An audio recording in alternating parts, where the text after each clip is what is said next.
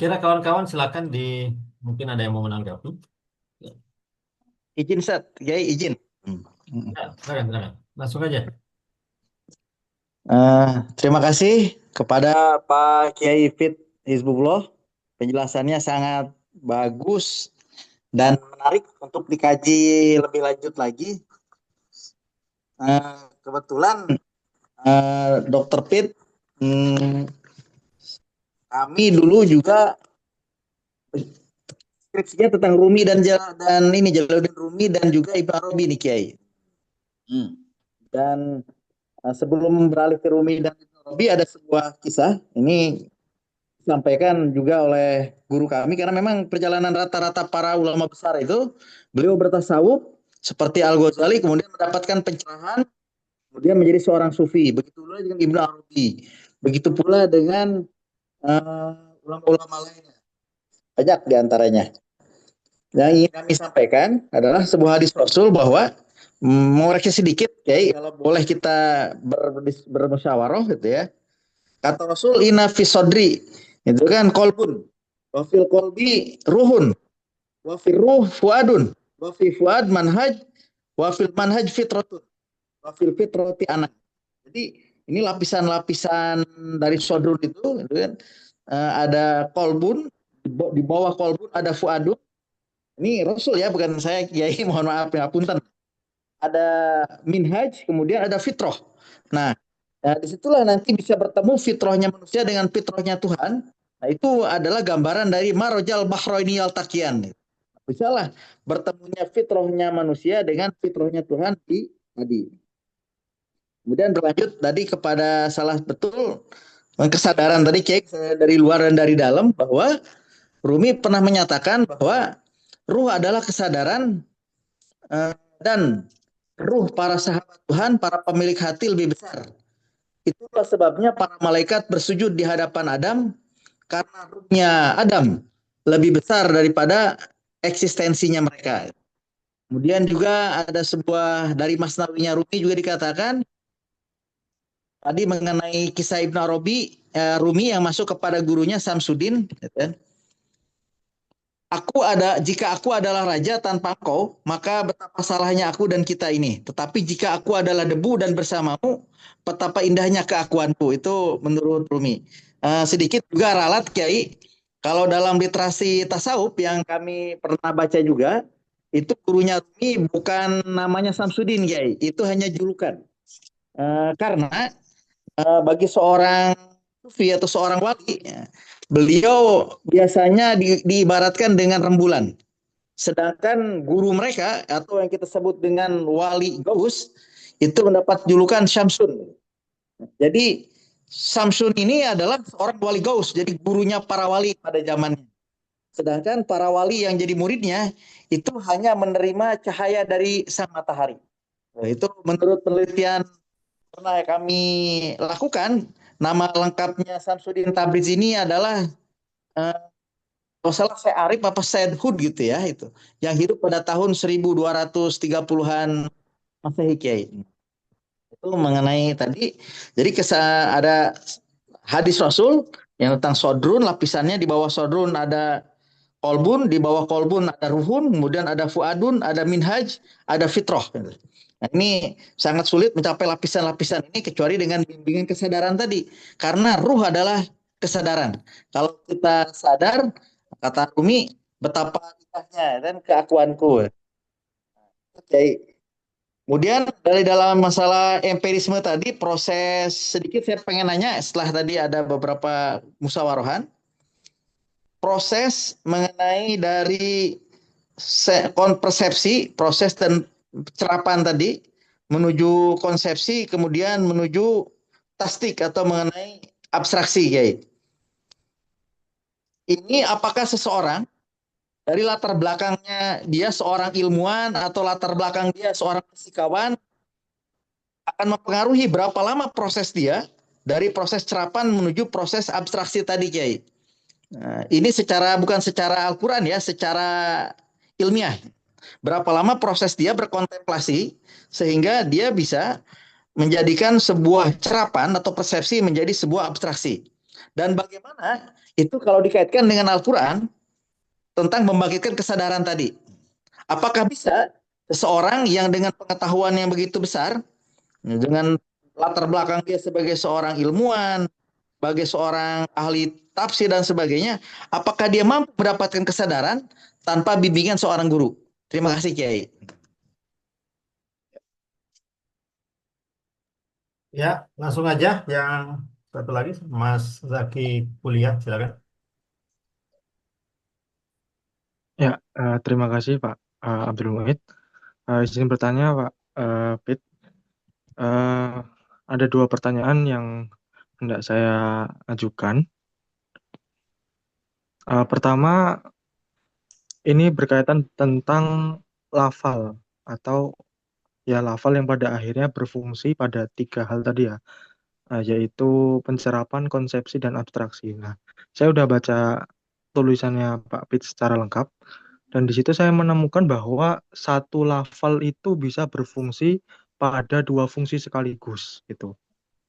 Dan kebetulan saya lupa, tapi saya ingat betul bahwa ada beberapa lafal yang berfungsi sebagai pencerapan maupun atau bukan berfungsi ya, ya berfungsi menunjukkan pada pencerapan dan konsepsi, dan di lain waktu ada lafal yang menunjukkan konsepsi sekaligus abstraksi.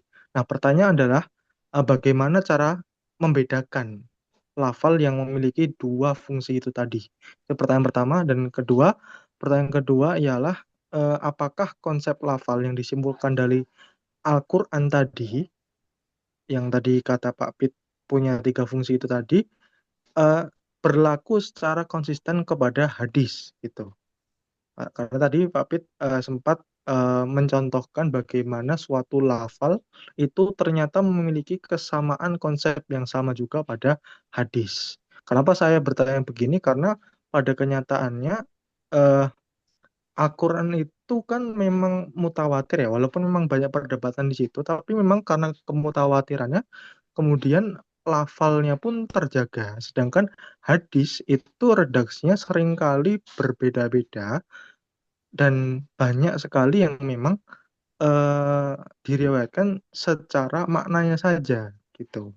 Nah, jadi bagaimana, apakah konsep yang ada di Al-Quran, konsep lafal yang ada pada Al-Quran tadi berlaku secara konsisten pada hadis? Nah, mungkin sekian dua pertanyaan itu saja dari saya. Eh, Pak, Mas Pit, ada juga pertanyaan di kolom chat, di mana saya bacakan juga. Untuk bisa jawab sekalian atau mau menjawab dulu ini? Oh ya boleh, nanti sekalian kalau ini saya lihat yang di chat ya. Ya, Oke, silakan. baik. Alhamdulillah, terima kasih. Ini pertanyaan-pertanyaan yang saya kira apa namanya sangat-sangat mencerahkan juga dari sisi eh, apa hal-hal yang perlu kita lakukan berikutnya ya. Atau sebagai pembanding juga bisa menjadi semacam bisa kritik, bisa mudzakarah ataupun bisa menjadi sesuatu yang bisa kita diskusikan di masa mendatang dan bahkan bisa melahirkan tulisan-tulisan baru lah ya gitu. Baik, pertama tentang ini ya tentang tadi ya lapisan-lapisan lokus pengetahuan tadi ya. Saya sih sebenarnya referensi awal itu referensi awal mengacu ke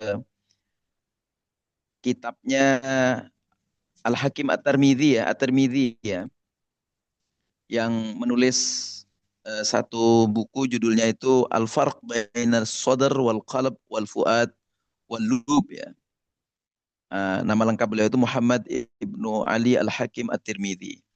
Beliau muhaddits juga. Nah, memang kemudian yang tadi hadis yang tadi terima kasih sudah diinformasikan. Tetapi dalam konteks yang kemudian saya hubungkan dengan kajian-kajian atas lafal-lafal tersebut di ini di Al-Qur'an, itu sebenarnya saling melengkapi ya, saling melengkapi, dan alhamdulillah terima kasih atas informasi itu. Nah, tetapi kemudian saya ingin memberikan memberikan penjelasan yang ini terkait dengan lokus pengetahuan khususnya ya. Jadi menariknya itu adalah kalau di Al-Qur'an yang disebutkan itu antara sodr dalam bentuk mufrad, kemudian lafal sodr juga dalam bentuk fi'il, ya, dan lafal sodr dalam bentuk sudur, itu struktur dan kandungan maknanya itu agak berbeda-beda, tetapi meskipun saling terkait ya. Misalnya sodr dalam pengertian sudur tadi. Nah, dalam pengertian sudur itu justru dia menjadi lokus yang kemudian ditempati oleh banyak lokus yang lain. Nah, ditempati banyak lokus yang lain. Jadi misalnya kayak sudur itu kalau di penjelasan yang kita temukan, sudur itu adalah di lapis dalamnya. Yang kemudian di dalam sudur itu ada ada qalb sekaligus kulub, kemudian ada lub sekaligus albab. Nah, memang lub sama albab itu terhubung dengan apa yang disebut dengan ruh tadi, dan lalu terhubung dengan fitrah memang. Nah, sehingga kemudian sudur itu kita sampaikan dia adalah lapis yang di dalam. Sementara kalau sodr itu lapis yang di luar. Maka di redaksi hadisnya itu kan sodr dalam bentuk mufrad, bukan? Nah, karena dalam bentuk mufrad, maka kalau dia dilapis luar itu sudah benar. Sodr dilapis luar, kemudian ada kolbun, kemudian ada fuadun, kemudian ada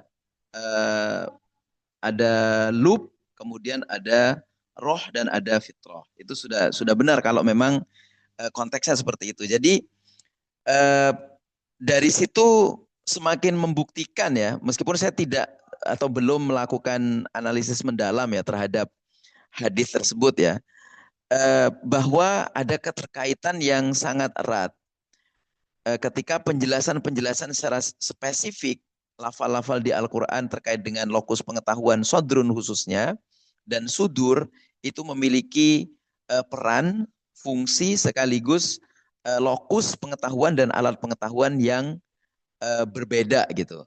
Yang sodr lapis luar, sudur di lapis dalam. Nah, itu yang pertama. Kemudian yang kedua soal soal gurunya Rumi ya. Terima kasih sudah menginformasikan juga bahwa memang Samsuddin At-Tabrizi itu julukan memang ya, laqab dari gurunya Maulana Rumi gitu ya. Nah, kemudian terkait dengan ini ya, dengan lafal tadi ya, seberapa lama proses itu bisa dicapai oleh seseorang. Nah, kalau mengikuti proses secara konsisten, lafal itu bekerja dengan baik, maka sesungguhnya dalam hitungan tidak lama itu. Dalam hitungan tidak lama. Karena kemudian yang bekerja dalam proses ilmu itu tadi, tadzakur rahmani itu adalah kesadaran ketika Ar-Rahman sudah memberikan kesadaran kepada orang yang melakukan proses pengetahuan itu dari lafal pencerapan, lafal abstraksi, lafal konsepsi sampai lafal abstraksi, itu jika dilakukan dengan baik prosesnya, maka akan cepat. Yang sering dijadikan contoh itu memang yang masyhur Maurice Busaile ya. Ketika beliau melakukan proses penelitian tentang tentang proses ovarium ya, dan proses pembuahan terhadap ovarium, dan lalu disebut mudghah itu. Nah, mudghah itu ketika beliau teliti, ini kok secara konseptual mirip dengan embrio itu, embrio seorang embrio janin yang dikandung oleh seorang perempuan gitu. Nah, itu kan tidak terlalu lama prosesnya. Tetapi memang begini, menariknya adalah ketika proses pencerapan itu diikuti netral, situasi yang netral. Kalau orang kafir tadi kan nggak netral. Orang kafir tidak netral. Orang kafir sejak awal sudah menolak. Kalau yang beriman sejak awal memang sudah menerima, maka prosesnya cepat. Nah, yang di tengah-tengah, yang netral ini gimana? Maurice Busaili sebenarnya kan meskipun netral, informasinya beliau itu kan benar-benar merupakan ilmuwan yang punya ketertarikan dengan Islam ataupun dengan Yahudi ataupun dengan Nasrani dalam kaitan riset-riset yang terkait dengan riset ilmiah dari kitab suci gitu. Jadi sejak awal memang sudah terkondisikan seperti itu. Maka orang ketika terkondisikan seperti itu, artinya sebenarnya bukan imani nih, bukan teologis penjelasannya, tapi penjelasannya lebih kepada konsistensi dalam berproses mengikuti lafal-lafal proses itu dengan baik, mulai lafal pencerapan, lafal konsepsi sampai lafal abstraksi. Atau sesungguhnya juga bisa dibalik, mulai lafal abstraksi apa konsepsi dulu, kemudian lafal pencerapan, persepsi, baru kemudian ke abstraksi. Yang abstraksi memang nggak bisa dibalik sih, karena abstraksi itu proses setelah terjadinya lafal persepsi sama lafal konsepsi. Nah, dengan kata lain, ini tidak teologis, tetapi lebih kepada proses di mana orang ketika mengalami proses itu dengan proses prosedur yang tepat, proses prosedur yang tidak timpang, proses prosedur yang tidak jumping, maka dia akan dengan cepat bisa nyampe kepada proses abstraksi. Kalau saya sebut proses epistemologi tadakur rahmani itu. Nah, karena apa? Karena kalau dalam filsafat ilmu itu kan proses prosedur sangat sangat rigid ya. Kita pernah ditanya itu oleh mahasiswa ya. Apa perbedaan antara proses sama prosedur? Dalam kerangka kita mengikuti supaya tidak jumping gitu. Kalau proses itu kan sesungguhnya lebih kepada tahapan. Di dalam setiap tahapan ada prosedur. Ketika tahapan dilompati, maka prosedurnya juga tidak sempurna. Nah, ketika kita misalnya ya kalau saya sering mencontohkan itu memasak lah ya.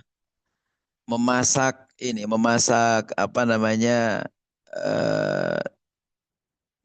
kacang hijau lah gitu. Masak kacang hijau, kalau kacang hijaunya itu langsung dimasak, tidak direndam dulu, maka kacang hijaunya juga nggak bakalan jadi. Prosesnya kan harus tetap diikuti tahapannya. Pertama dicuci, direndam, habis direndam. Nah, di dalam mencuci itu, mencucinya ada prosedurnya. Misalnya prosedurnya adalah jangan terlalu lama mencucinya jangan pakai air hangat, tapi pakai air biasa dulu. Nah, di tahapan pertama dan prosedur. Nah, kemudian tahapan kedua rendam. Nah, ketika merendam itu di prosedurnya adalah jangan sampai lebih dari 6 jam misalnya. Ketika lebih dari 6 jam maka tidak menjadi enak gitu. Habis itu langsung dimasak. Memasak ini proses yang berikutnya, tahap prosedurnya adalah apinya jangan terlalu besar gitu. Nah, ketika tahapan-tahapan dan prosedur ini tidak dilalui dengan baik, atau dengan kata lain secara akademiknya, ilmiahnya adalah ketika proses-proses dari lafal-lafal tadi tidak berproses dengan baik, tidak secara intensional disadari dan sengaja seseorang memilih objeknya dengan diksi tertentu dan dengan lokus tertentu, maka akan berakibat pada menghambat proses cepat, menghambat proses hasil juga gitu. Nah, itu yang pertama ya. Saya kira mudah-mudahan sudah terjawab ya yang Kang siapa tadi, Nur. Kemudian berikutnya adalah soal lafal ya. Ada lafal yang berfungsi secara keseluruhan.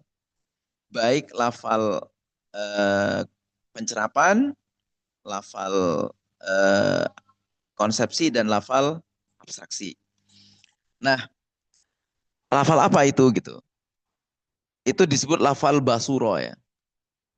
Lafal basuro. Jadi lafal basuro itu dia persepsi iya, konsepsi iya, kemudian abstraksi iya. Tapi basuro itu tidak berdiri sendiri, meskipun dia mengalami proses itu keseluruhan.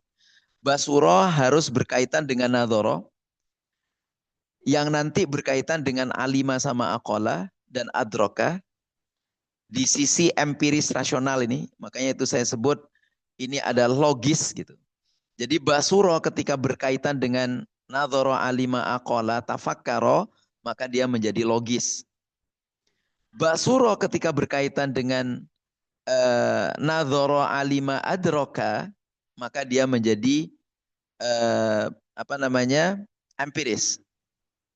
Gitu, menjadi empiris. Nah, ketika berkaitan dengan tafakkaro, tadzakkaro, maka basuro akan menjadi abstraksi. Artinya apa? Artinya bahwa meskipun basuro itu dia tetap berkaitan dengan dengan keseluruhan kombinasi lafal proses tadi, tetapi sesungguhnya dia tidak bisa berdiri sendiri. Nah, ini semakin mempertegas bahwa proses pengetahuan dengan lokus-lokusnya plus objeknya, dia tidak bisa berdiri sendiri.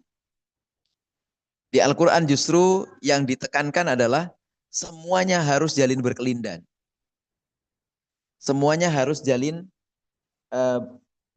saling berinteraksi gitu. Nah, maka di buku saya itu ketika kita membahas yang ini nih, yang relasi ya, yang relasi itu, sistematika komprehensif itu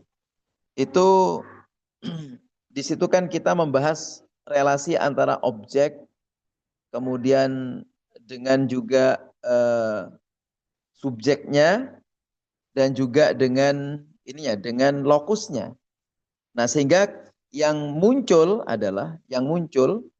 dari proses itu, yaitu setiap subjek dengan menggunakan proses lafalnya, lalu dia menggunakan atau memilih objek tertentu, tentu saja tidak memilih di situ. Ini cuma bahasa saya saja. Artinya yang di Al-Quran disebutkan demikian, maka itu secara sistematis melahirkan satu model ya, satu model sistem pengetahuan gitu. Maka ada lafal penghubungnya gitu, lafal penghubungnya. Jadi misalnya kayak tadabbaro. Nah, penghubungnya itu ro'a sama dzauq.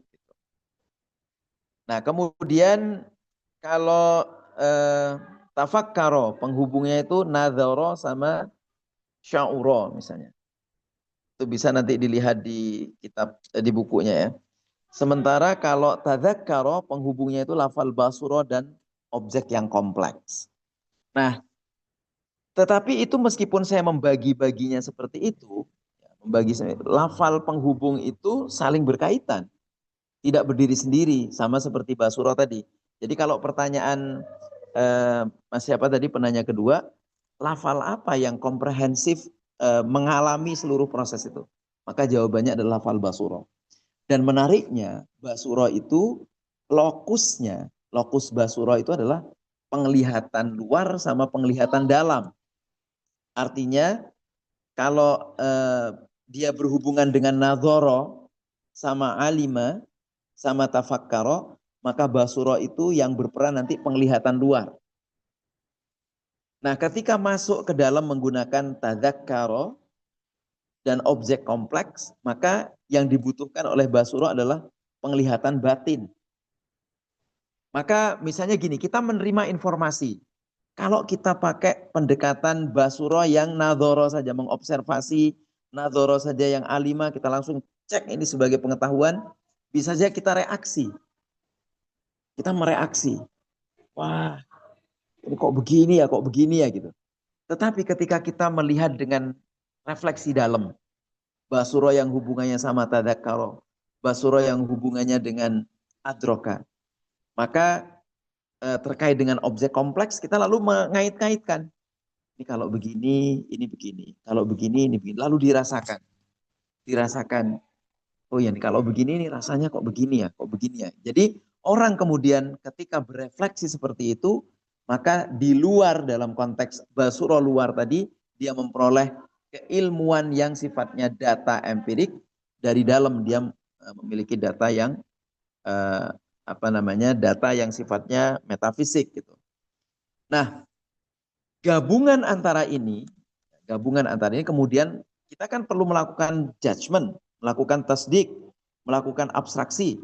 Nah, maka proses abstraksinya seperti apa? Proses abstraksinya adalah bahwa ketika saling keterhubungan antara lafal basuro dengan lafal yang tadi saya sebutkan, yang empiris sama yang rasional sama yang batin, maka kita lihat objeknya. Objeknya kita lihat. Nah, tasdiknya adalah, oh ternyata bisa saja objeknya yang enggak terlalu kompleks, ya sudah jangan pakai yang terlalu batin banget gitu ya. Sudah santai aja, kita pakai yang ini aja sudah cukup gitu. Tetapi tetap saling berkait karena nggak boleh terpisah gitu. Jadi meskipun kita tidak terlalu menggunakan lokus yang lebih dalam, tapi sesungguhnya ini tetap bisa menjadi kesadaran, oh ternyata temuan dalam level ini kita bisa mendapatkan atau memperoleh sesuatu yang secara komprehensif juga. Lalu kita bersyukur, alhamdulillah ya Allah gitu. Seperti itulah kira-kira ya. Nah kemudian bagaimana terapan pada hadis ya? Saya sebenarnya terus terang saja di riset saya tidak banyak mengaitkan dengan hadis ya. Tidak banyak mengaitkan dengan hadis. Jadi pertanyaan tersebut sepertinya mungkin harus dilakukan penelitian lebih lanjut ya. Dan lebih lanjut terkait lafal-lafal yang di hadis itu. Saya hanya mengaitkan tadi yang tafakkar ya. Ternyata tafakkar itu tafakkaru fi khalqillah wala tafakkaru fi dzatillah. Ya memang betul bahwa tafakkar itu objeknya adalah yang empiris gitu. Karena khalq tafakkaru fi khalqillah, khalq itu mesti empiris gitu, yang terlihat. Meskipun ada juga yang tidak terlihat gitu.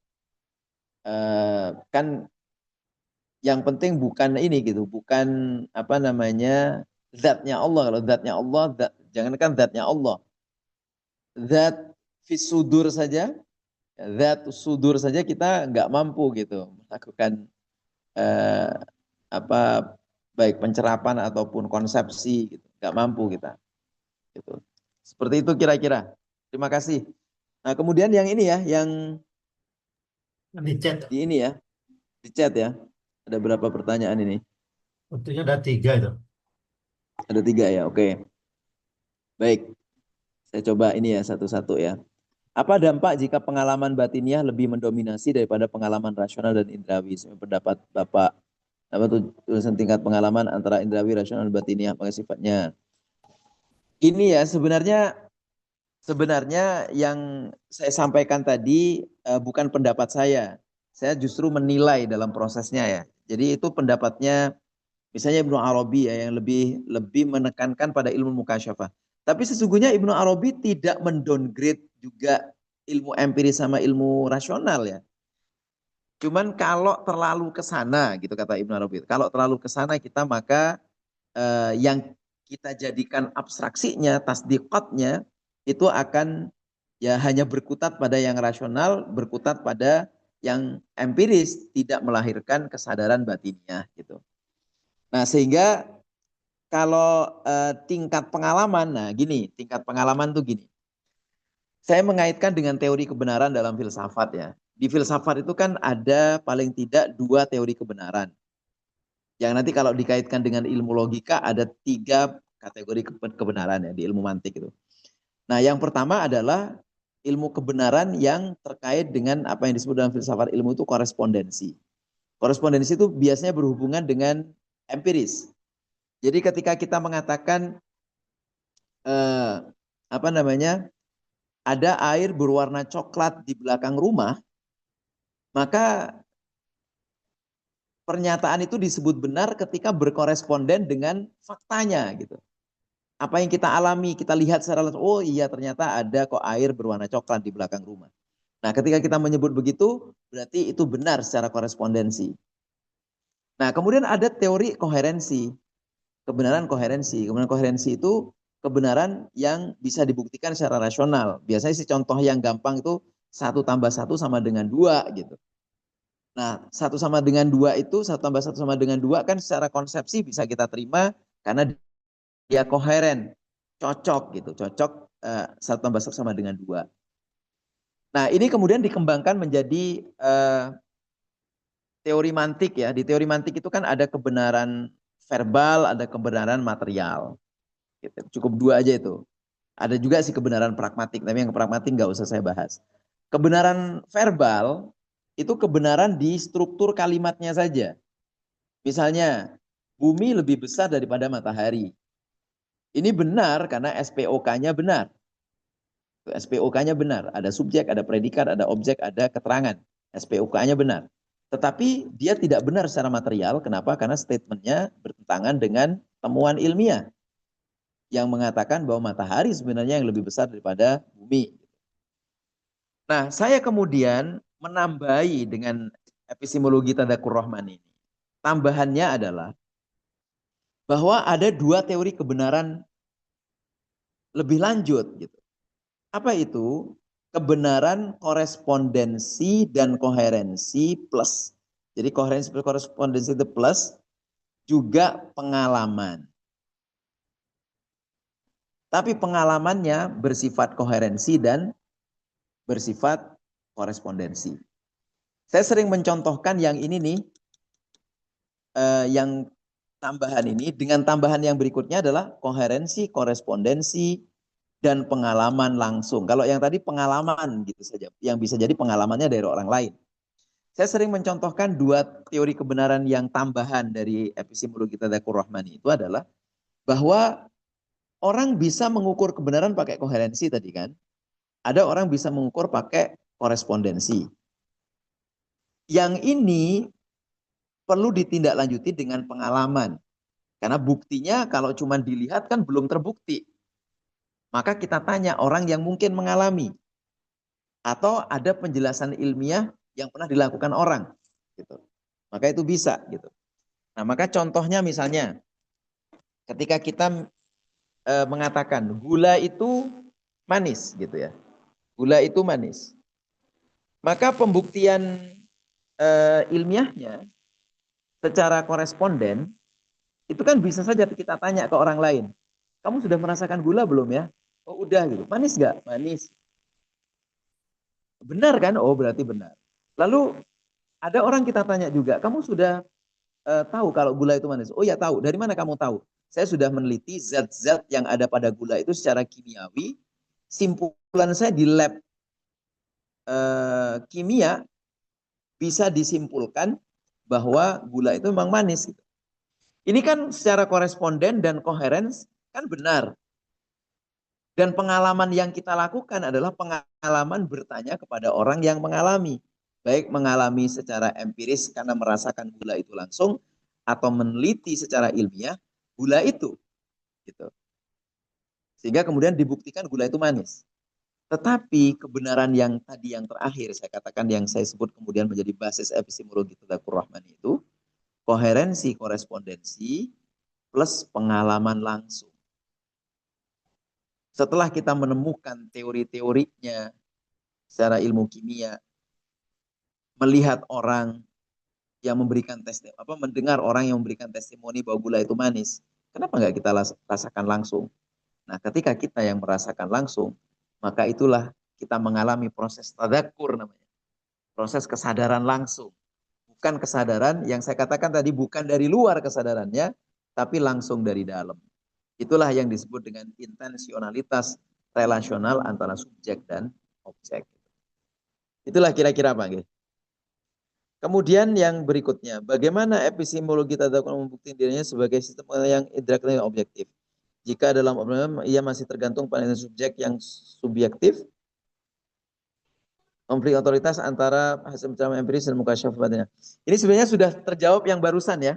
Dengan teori kebenaran barusan saya kira sudah menjawab ya. Jadi sesungguhnya yang intensionalitas subjek itu, yang subjektif, itu kan dengan teori kebenaran yang terakhir tadi, koherensi korespondensinya kan tetap harus dibuktikan. Bertanya kepada orang juga sudah harus dibuktikan. Kemudian otoritas hasil pencerapan empiris dan mukasyafah juga kita pertanyakan. Lalu kita bandingkan dengan pengalaman yang dialami orang dengan pengalaman yang kita alami langsung. Sehingga di situ kesadaran terefleksikan. Ya memang kemudian ketika kita ditanya, kan tetap subjektif di situ. Iya memang subjektif. Tetapi subjektivitasnya tetap dibandingkan dengan standar-standar proses tadi yang dilakukan oleh kita bersama gitu. Nah, sehingga bukan klaim kebenaran, tetapi ketika diuji secara banyak, baik secara koresponden koheren, plus pengalaman orang, sama pengalaman kita kok sama gitu. Kok setara. Maka subjektivitas itu kemudian menjadi terbukti sebagai subjektivitas yang objektif. Itu mungkin yang pertanyaan yang dari Kang Damri ya. Ya. Terakhir ada Ustaz. Ubay. Kenapa? Satu lagi terakhir dari Ubay. Oh ya, baik. Apa Apa tujuan tujuan ayat Al-Quran?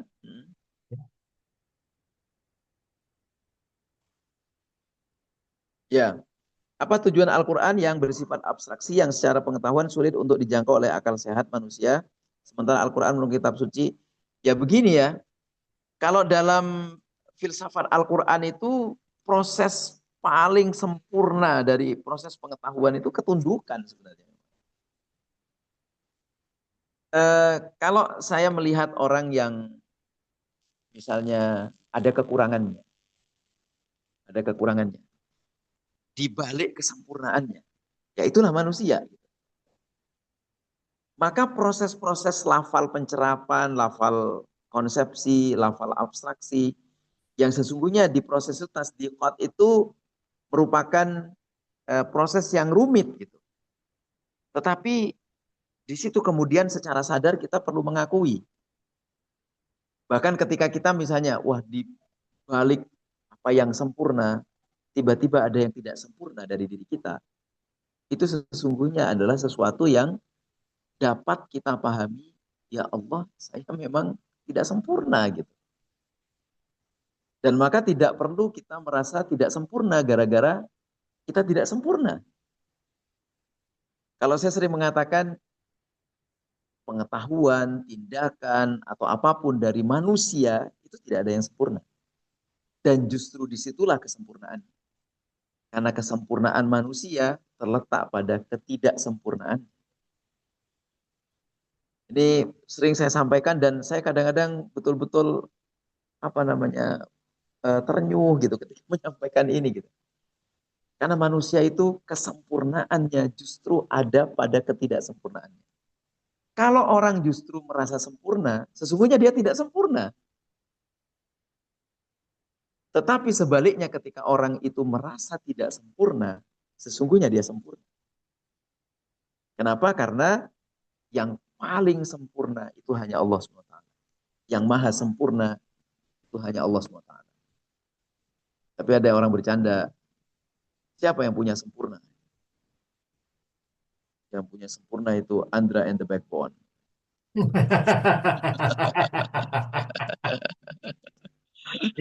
itu lagu lama, Kiai. Lagu lama, betul. Belakangan Itu nggak menunjukkan itu kan angkatan kita, punya.